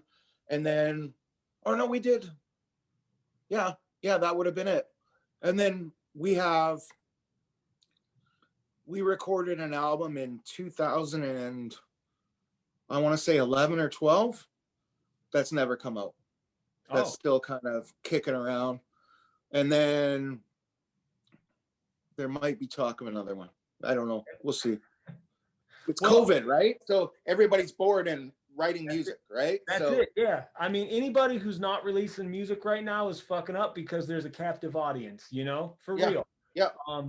So, and nothing, and if nothing else, right now, bands that tour, bands that don't tour, what really matters now is bands that release music. So, I mean, it's like, that may be the thing for a while. So hopefully boredom pushes that fucking next Mccracken's record out, because we need it. I hope so. Yeah. I think now too, it's easier because everybody can record to their computer now, right? Yeah. Like, so it shouldn't be that much. Vocals is a little bit different unless you don't, right? So we're kind of in a not a full lockdown, but we're stuck to our regional areas right now. Yeah. So there's some vocals that need to be done that can't be done until that gets lifted, and I'm hoping that's lifted in a month or so. Or beginning of February is what they're saying. So we'll see. Bill Spot's doing a solo album, like full album, that's supposed to be out this year. I think he's almost done recording it. Yeah. So we'll see what he's just a machine. He just writes songs. Him and Bill just write tons of music. So I've heard a couple of the Spot stuff.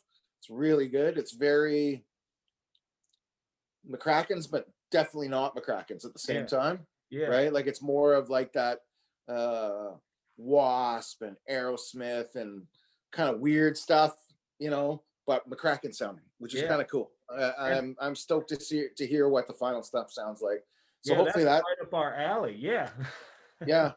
Hopefully that comes out. And then there's a rumor that we're doing a live album from the punk rock Reduno. So we'll see what happens with that too. I don't know. Might as well, right? This is the time. Like you said, if you're not releasing music, you're crazy. So why not? Right? Yeah, exactly. And especially in a live record, like, people crave it. I know I fucking crave it. Like, I miss playing live shows. So that's actually our next on our trajectory, other than like a full length maybe at the end of the year, that's our next thing too, is a live record. So in my mind, Phil McRackin, I'm gonna pretend that our live record we opened up for you guys, and that's gonna be my narrative in my head when we record it. So boom. That's awesome. That'd be awesome. Have you guys done any like Zoom? Like, have you guys done any live kind of feed stuff? We like did playing on. No, we did one. It was like so the day that our state, we were on our way to Baltimore, Maryland, and on our way there to play a show, which was going to be the first show we ever played with our new record, like physical copies of Blood in the Streets. They shut it down, the whole state. And so we came home that night and we did a live stream and did a virtual merch table and then sent people stuff.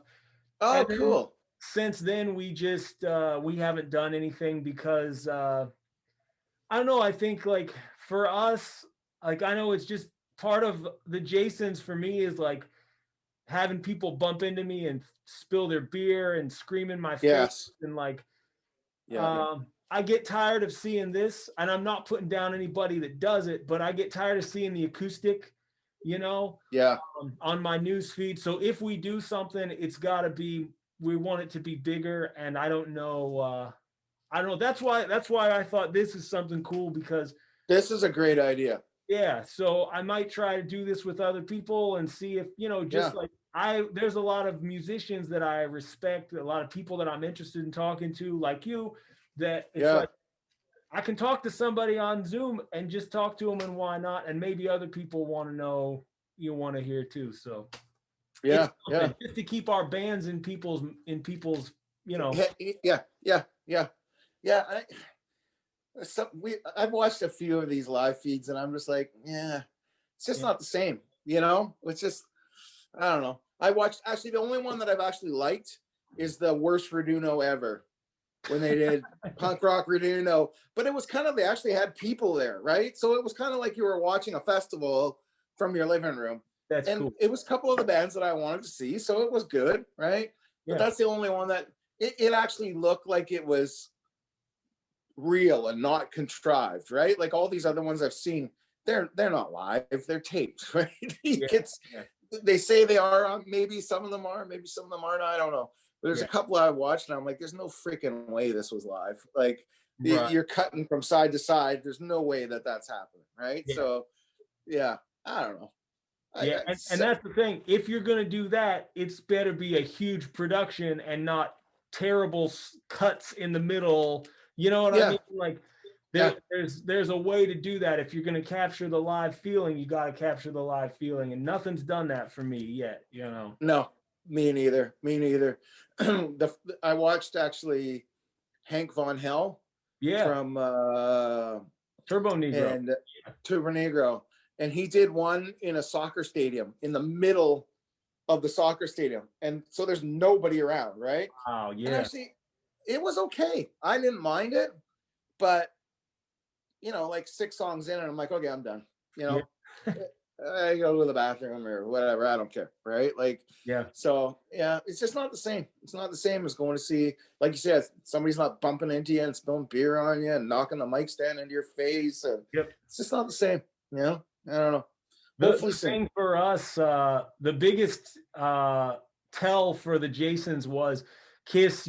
Kiss just did the biggest Kiss live stream ever from wherever, and none of us gave a shit enough to watch it, because we've all seen them live recently, and it's like, number one, we're not going to play anything obscure, and number two, it's not the same. If I can be there and bask in the glow of Paul Stanley's 70-year-old chest that looks better than mine does, fine. But at home, it's not the same. Yeah. No, I don't know. I like some of the Zoom videos that people have done, like that what's his name guy that's did the what's he called, Mikey and his Uke, and he did Ramones, Bonzo Goes to Bitburg. No, I don't know if you've seen any of that guy's stuff. No, there's a bunch of stuff people are like just recording covers, right? Like doing a Rancid song, or they're doing a Descendant song, and they're bringing in like so and so from this band and so from this band. Some of those are kind of fun because it's it's like a Zoom thing, right? Like it's different shots. But that's, I don't know. It's so weird. Like it's so hard to think that we would go this long without being able to see a live band. You know what I mean? Like it's so bizarre. And there was so many shows that I had lined up for this year that, and now some of those bands I may never get to see them. They may never come back, right? Like if they're like European or whatever, right? So who knows? It's bizarre. Bizarre times, man. I go to a big heavy metal fest every year in Baltimore, Maryland, and like they're saying it was obviously postponed last year, and they're like, we might be able to do it in 2021, and I'm like, 90% of these bands are from like, they're from like wherever, fucking Norway and Europe and Japan. Yeah. So it's not happening. No, and, no. I took all that shit for granted, Yeah. Crazy. Yeah. Yeah. And that's the shitty part too, is like so many people, like, we go to punk rock bowling every year in Vegas, right? Yeah. Or I've been once, and but AC McCracken, he goes every year, right? And I was actually going to go last year. We had tickets and everything. It was all flights, hotels, and everything. And it's like, I don't know if I'm going to want to go for a couple years, right? Like, even if they get vaccines and whatnot, it's just been, no offense, but it's been a shit show down there, right? Oh, yeah. Like, For like, sure. so I don't even know if I want to go, if it's going to be 2022 or 2023. You never know, right? Like, Yeah. I might put it off until 2024, something like that, right? So, and we're so, in British Columbia, where we're in, they are so strict on the health. Like, our border's been closed. You can fly into Vancouver, but you can't drive across the border. Yeah. So how many little bands do you know are flying into Vancouver? They're not. They're driving, right? So we're not going to see anything, I don't think, for at least another year, if that, which sucks, but is what it is. What can we do, right? Yeah, that's Record it. more records. Make more records. And luckily, Yeah. you like to make records, obviously. So Yeah. Why not, right? yeah. And I mean, I guess the only hope, and I guess I'll end our discussion. Although I could talk to you for another day and a half and still have stuff to talk about, man. It's good to get to fucking chat with you. We can do this again. I don't have a problem. Anytime. If you're interested, we get together with our guys in the Huntingtons every so often, so we could start bringing more people in, man. And we might let me know. If I can, I will. Yeah, for sure. I don't know if you've ever met those guys, but no. I feel like you'd have a lot to talk about with those guys. Yeah, that'd be awesome. But if I'm going to end it on a hopeful note, here's the one thing I thought of while we were talking, right? We need a vaccine. Hopefully we got a vaccine. And I don't know science, Phil McCracken. I don't know science, but I know about penicillin, and I'm pretty sure they grow that in eggs, right? It's mold, so it must be. I think they use eggs to make penicillin. So if nothing else, you on top of your head might have the cure for the coronavirus. Wouldn't that be nice? So you never know. Yeah, that's awesome. You never know.